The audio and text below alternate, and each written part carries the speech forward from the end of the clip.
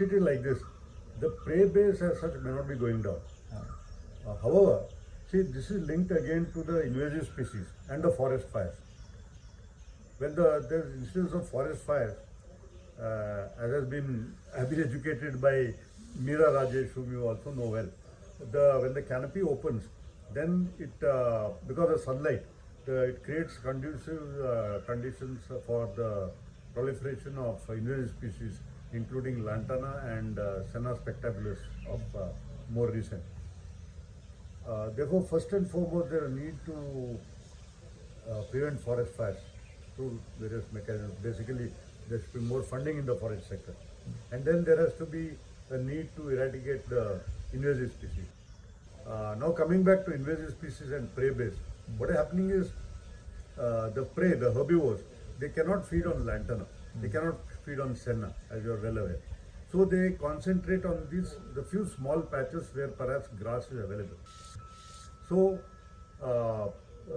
the predators, they also tend to concentrate in these smaller areas where the prey are. So as you know, tigers are separated by, they have their own territories. So they are at a distance or maybe several kilometers. But in search of the prey, when they come close to a small area, then they are definitely going to fight, the tigers. And one tiger, and those fights are quite fierce. So one tiger is going to get wounded. Either the old tiger or the what you call the young pretender, is going to get wounded and going to come out. And that tiger is going to cause the problem. So it is linked to forest fire, invasive species, and so on. There's one more thing. Now, again related to paddy. See, when you don't cultivate paddy, you have this sort of some shrub. I'm not very sure of the name, but other sort of invasive species comes when a neglected paddy field.